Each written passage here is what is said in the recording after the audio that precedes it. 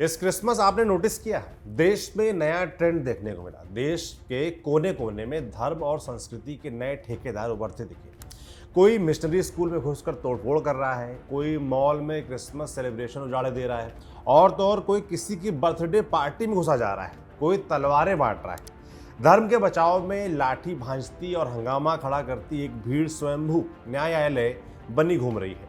ना इन्हें कोई रोक रहा है, ना इन पर कोई कानून ही लागू हो रहा है। जो थोड़ी कार्रवाई हो रही है वो घटना हो जाने के बाद हो रही है। तो देश में अचानक से आए इस धार्मिक उन्माद की पड़ताल करेंगे आज की वीडियो में। नमस्ते, मेरा नाम है सौरभ त्रिपाठी और आप देख रहे हैं न्यूज पिंच। शुरुआत करेंगे क्रिसमस से, जिस दिन इस देश में कई ऐसी घटनाएं हुई जिन्होंने इस पर्व की रौनक को हिंसा और डर के साए में बदल दिया। ताज्जुब की बात यह है कि ये सब तब हो रहा था जब देश का नेता यानी प्रधानमंत्री नरेंद्र मोदी खुद दिल्ली स्थित एक चर्च में पहुंचे हुए थे प्रार्थना के लिए। मगर देश के अलग अलग हिस्सों में कुछ और ही हो रहा था। 24 दिसंबर 2025 90 लोगों की एक भीड़ रायपुर के एक मॉल में दाखिल हुई।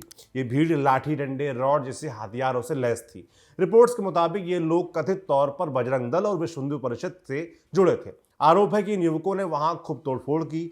वहां मौजूद स्टाफ से पूछा तुम हिंदू हो या ईसाई, और कुछ लोगों के आईडी कार्ड भी चेक किए। इस घटना के पीछे की मुख्य वजह कांकेर जिले में हुई एक घटना थी, जहां एक ईसाई परिवार का शव दफनाने को लेकर विवाद हुआ था। इसी के विरोध में और राज्य में हो रहे कथित अवैध धर्मांतरण के खिलाफ हिंदू संगठनों ने बंद का आह्वान किया था। प्रदर्शनकारियों का आरोप था कि जब पूरा प्रदेश बंद है तो मॉल सजावट करके त्योहार क्यों मना रहा है और मॉल खुला क्यों है। घटना के बाद मॉल प्रबंधन ने शिकायत दर्ज करवाई। पुलिस ने भारतीय न्याय संहिता की तमाम धाराओं में केस दर्ज किया और 7 लोगों को गिरफ्तार किया। ऐसी घटना असम के नलबाड़ी शहर में हुई, जब 24 दिसंबर को बजरंग दल के कार्यकर्ताओं ने शहर स्थित सेंट मैरी इंग्लिश स्कूल में तोड़फोड़ की। स्कूल परिसर में तमाम नारेबाजी भी हुई। बजरंग दल और बीएसपी के नेताओं का आरोप था कि ईसाई मिशनरी स्कूलों के माध्यम से हिंदू बच्चों पर ईसाई धर्म थोपा जा रहा है। उनका कहना था कि स्कूल में सरस्वती पूजा की अनुमति नहीं दी जाती, तो फिर क्रिसमस क्यों मनाया जा रहा है। घटना के बाद स्कूल के प्रिंसिपल फादर बैजू सेबेस्टियन की शिकायत पर पुलिस ने बेलसोर थाने में मामला दर्ज किया और कार्रवाई करते हुए 4 प्रमुख नेताओं नयन तालुकदार, जिला समन्वयक बजरंग दल भास्कर डेका, सचिव विहिप, मानस ज्योति पादगिरी उपाध्यक्ष विहिप, बीजू शिक्षक सह सचिव विहिप को गिरफ्तार कर लिया। असम के मुख्यमंत्री हेमंत बिस्वा शर्मा ने भी इस घटना की निंदा की और कहा कि राज्य में सांप्रदायिक सौहार्द बिगाड़ने वालों के खिलाफ सख्त कार्रवाई की जाएगी। अब चलते हैं उत्तर प्रदेश के बरेली। यहाँ क्रिसमस से ठीक एक दिन पहले सेंट अल्फोंसस कैथेड्रल चर्च के बाहर बजरंग दल के कार्यकर्ताओं ने प्रदर्शन किया। कार्यकर्ताओं ने चर्च के मुख्य गेट पर बैठकर हनुमान चालीसा का पाठ किया। बजरंग दल का आरोप है कि 23 दिसंबर को चर्च में स्कूली बच्चों के माध्यम से एक आपत्तिजनक नाटक प्रस्तुत किया गया, जिसमें हिंदू धर्म और समाज को कथित रूप से गलत तरीके से दिखाया गया। मामले में चर्च के बिशप इग्नेशियस डिसूजा ने आरोपों को खारिज किया। उन्होंने कहा कि कार्यक्रम सामाजिक मुद्दों पर था और किसी धर्म को नीचा दिखाने के लिए नहीं था। मामले में तनाव बढ़ता देख पुलिस मौके पर पहुंची, जांच की बात कही। कोई एफआईआर दर्ज नहीं हुई तो कार्यकर्ताओं ने कोतवाली थाने पर जमकर प्रदर्शन किया। ऐसा एक मामला भुवनेश्वर ओडिशा में हुआ, जहां 25 दिसंबर 2025 को मास्टर कैंटीन चौक और यूनिट 1 मार्केट जैसे भीड़भाड़ वाले इलाके में बजरंग दल के दर्जनों कार्यकर्ता भगवा झंडे लेकर बाजारों में निकले। रिपोर्ट्स के मुताबिक कार्यकर्ताओं ने रेहड़ी वालों से जबरन सांता की टोपियां छीनी और उन्हें सड़क पर इकट्ठा करके आग लगा दी। चेतावनी दी कि वो पश्चिमी संस्कृति को बढ़ावा देने वाला सामान न बेचें। इसी तरह 24 दिसंबर 2025 को एक वीडियो इंस्टाग्राम पर वायरल हुआ। 2 मिनट 28 सेकंड के इस वीडियो में 3 युवक एक कश्मीरी युवक से जबरदस्ती भारत माता की जय बुलवाते और उसको पीटते नजर आ रहे हैं। वीडियो उधमपुर नगर काशीपुर क्षेत्र उत्तराखंड का है। वीडियो में जो कश्मीरी युवक है उसका नाम बिलाल अहमद गनी है। वो कुपवाड़ा का रहने वाला है और रोजी रोटी कमाने उत्तराखंड आया था। 22 दिसंबर के रोज उसके साथ मारपीट हुई। वो पिछले करीब 10 सालों से उत्तराखंड में घर घर जाकर कश्मीरी शॉल और सूट बेचता है। खबरों के मुताबिक जिन लोगों ने बिलाल को पीटा था वो लोग बजरंग दल के कार्यकर्ता थे। पुलिस ने व्यापारी की शिकायत पर तीनों युवकों अंकुर सिंह बजरंग दल नेता, सत्येंद्र शर्मा और अखिल कुमार को हिरासत में लिया था और 3 घंटे तक पूछताछ की। फिर बाद में दोनों पक्षों के बीच बातचीत के बाद मामला सुलझ गया और युवकों को छोड़ दिया गया। अगली घटना 27 दिसंबर 2025 की है। यूपी के बरेली जिले की यह घटना तो पूरे देश में चर्चा में रही। दरअसल खुद को बजरंग दल का कार्यकर्ता बताने वाले कुछ लड़के रेस्टोरेंट में घुसे। यहाँ एक नर्सिंग स्टूडेंट अपने दोस्तों के साथ बर्थडे पार्टी सेलिब्रेट कर रही थी। ग्रुप में 6 लड़कियां और 4 लड़के थे। इनमें 2 छात्र मुस्लिम थे। करीब 25 लोगों की इस भीड़ ने उनके साथ मारपीट की। लव जिहाद का आरोप लगाते हुए दोनों मुस्लिम लड़कों को खूब पीटा। रेस्टोरेंट में अफरा तफरी के बीच छात्रा और उसकी सहेलियां बार बार कहती रहीं कि ये सिर्फ एक बर्थडे पार्टी है और वे सब क्लासमेट्स हैं, लेकिन भीड़ ने उनकी एक नहीं सुनी। हंगामे की सूचना पाकर पहुंची पुलिस ने स्थिति को काबू में किया। 28 दिसंबर 2025 को आरोपियों के खिलाफ एफआईआर दर्ज हुई। इसमें ऋषभ ठाकुर, दीपक ठाकुर और 20-25 अन्य लोगों के नाम शामिल थे। इनमें से कुछ की गिरफ्तारी हुई तो कुछ फरार है। दूसरी तरफ पीड़ित छात्रा ने टाइम्स ऑफ इंडिया को कहा कि उन्होंने मेरी बर्थडे पार्टी खराब कर दी और मेरे दोस्तों पर हमला किया। वहां सिर्फ 2 मुसलमान मौजूद थे, जबकि ज्यादातर मेहमान हिंदू थे।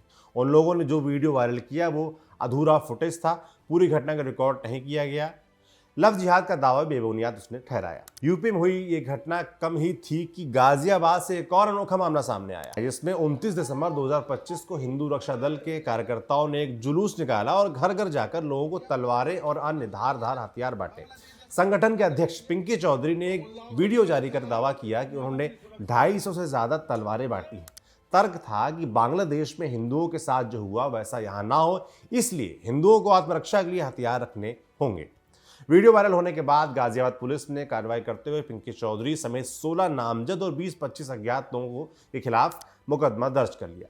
10 लोगों को गिरफ्तार भी किया गया। हालांकि मुख्य आरोपी पिंकी चौधरी पुलिस की पकड़ से बाहर बताया जा रहा है। पुलिस ने इस मामले में कई तलवारें भी जब्त की। तो इतने मामले बताकर हमने जो आपके सामने तस्वीर पेश की वो असल हालातों की एक झलक भर है। पूरे देश में क्रिसमस के बाद से ही लगातार धार्मिक उन्माद से जुड़ी हिंसक वारदातों में नई तेजी देखी जा रही है। अचानक से आई ये तेजी जांच का विषय है कि आखिर ऐसा क्यों हो रहा है। क्या ये अलग अलग जगहों पर हुई रैंडम घटनाएं हैं या इनके पीछे कोई बड़ी प्लानिंग है? ऐसे सवालों के बीच यहाँ आपको ईरान में घटे एक वाकये के बारे में बताना जरूरी हो जाता है, जिसे गश्त-ए-इरशाद के नाम से जाना जाता है। दरअसल 1979 में ईरान में इस्लामिक क्रांति हुई। जिस दौर में दुनिया लोकतंत्र की तरफ रुख कर रही थी, ईरान ने थियोक्रेटिक या धार्मिक राज्य व्यवस्था का रुख किया। जब शासन की बागडोर धार्मिक नेताओं मौलानाओं के हाथ में गई तो देश की अर्थव्यवस्था के बजाय बुर्का पहनने का सही तरीका बहस का मुद्दा बना। 2005 में औरतों को नैतिकता का पाठ पढ़ाने के लिए गश्त-ए-इरशाद बना। मतलब ऐसी पुलिस जिसका काम सड़क पर घूम रही औरतों के कपड़े चेक करना था। ये देखना था कि किसी औरत का चेहरा खुला तो नहीं, कहीं उसके बाल बाहर तो नहीं दिखाई दे रहे। नैतिकता को लागू करने के लिए बनी इस पुलिस ने हर तरीके के अनैतिक जुल्म ढाए। बागी औरतों को जेलों में डाला, स्टेडियम में फुटबॉल मैच देखने के लिए सजाएं दी गई, कार चलाने के लिए कोड़े बरसाए गए।